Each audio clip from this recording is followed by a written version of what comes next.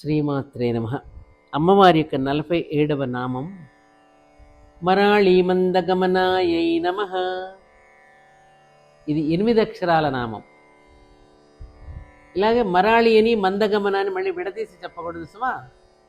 అలా విడదీస్తే ఏమవుతుంది? అమ్మవారిని ఆడహంసతోనూ మందగమనంతోనూ పోల్చినట్లు అవుతుంది.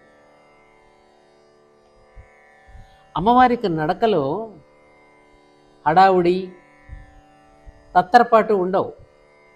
మనలాగా పక్షులన్నిటిలో కూడా ఉత్తమ జాతి లక్షణాలు కలవి హంసలు.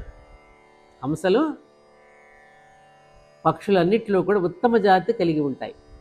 ఆ హంసల నడక కూడా టీవీగా నిదానంగా ఉంటుంది. అందుకనే నడకను హంసతోనే పోలుస్తారు కవులు కూడా.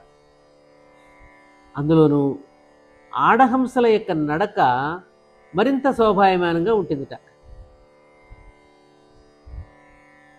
స్త్రీలకు ఆడహంసల యొక్క నడకలు ఉండడం ఉత్తమ జాతి స్త్రీ సాముద్రిక లక్షణం. మందగమనమే మగువులకు మర్యాదాలంకారం. ఇక్కడ ఒక అద్భుతమైనటువంటి ఇది చెప్పారు జేలన్ శాస్త్రి గారు. ఏమిటంటే అది మనం ఉచ్ఛ్వాస నిశ్వాసల శ్వాస తీసుకుంటాం కదా నాన్న. ఆ శ్వాసలోని సో హమ్ అనే అక్షరాలనే హంస అనే పక్షితో సంకేతిస్తారు. అయితే శ్వాసలోని ఉచ్ఛ్వాస నిశ్వాసాలను సంకేతించే హంసలు రెండూ కూడా ఆడహంసలే. శ్వాసల లెక్కల మీద జీవితాయుర్దాయం ఆధారపడి ఉంటుంది. అంతే కదా, మన జీవితంలో ఎన్ని శ్వాసలు తీసుకున్నాం అనే దాని మీదే మన ఆయుర్దాయం ఆధారపడి ఉంటుంది.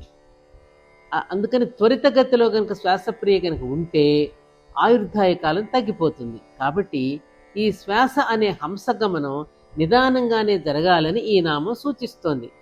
యోగంలో ప్రాణాయామ ప్రక్రియ కూడా అందుకే చెప్పారు. చూడు, మనం సాధారణంగా ఉద్రేకంగా ఉన్నప్పుడు, ఉల్లాసంగా పరిగెడుతూ ఉన్నప్పుడు, ఇది వినండి, నేను జాగ్రత్తగా వినండి. ఇది ఎంత మంచి నామం అంటే, మనం సాధారణంగా ఉద్రేకంలో ఉన్నప్పుడు, ఉల్లాసంగా ఉన్నప్పుడు, ఉత్తేజంగా ఉన్నప్పుడు మనకు తెలియకుండానే ఈ హంసగమనం వేగం అందుకుంటుంది. ఆయాసపడుతూ ఉంటాం మనం. ఉచ్ఛ్వాస ఏమిట్రా అంత ఆయాసపడుతూనే ఉంటాం మనం, అవునా కదా? అప్పుడు అనవసరంగా మనం ఉద్రేక పడకుండా మితిమీరిన ఉత్తేజ ఉల్లాసాలతో శ్వాసగతిని పరుగులెత్తించకుండా చూచుకోండి అని కూడా ఈ నామం సూచిస్తుంది. అందుకే ఆస్మా వ్యాధి ఉన్నవాళ్ళు ఉబ్బసంతో చాలా బాధపడుతూ ఉంటారు. ఈ శ్వాసను తీసుకోలేక, ఊపిరాడక, ఊపిరి అందక, పాపం అదే నెబ్లైజర్ పెట్టుకుని నానా అవస్థలు పడుతూ ఉంటారు. చూస్తున్నాం కదా మనం. అలాంటి వాళ్ళకి ఈ నామాన్ని కనుక జపించినట్టయితే అమ్మవారి యొక్క నడక మందగమనంతో హంస నడకలా ఎలా ఉందో, మళ్ళీ ఉచ్ఛ్వాస నిశ్వాసాలు కూడా అంత మందగమనంతో సాగుతూ ఉంటే మనం ఆరోగ్యంగా ఉంటాము. కాబట్టి ఆస్మా వ్యాధిగ్రస్తులు ఎవరైనా ఉంటే ఈ మరాళీ మందగమన అనే నామాన్ని కనుక జపించినట్లయితే ఆస్మా తగ్గిపోతుందని చెప్పారు మాస్టర్ గారు. ఇది చెప్పిన తర్వాత చాలామంది ఈ నామాన్ని జపించి ఆరోగ్యవంతులయ్యారు. తెలుసా మీకు? నాకే తెలిసిన వాళ్ళు ఉన్నారు, 2-3. ఎంత బాగా చెప్పారు, ఎంత సైన్స్!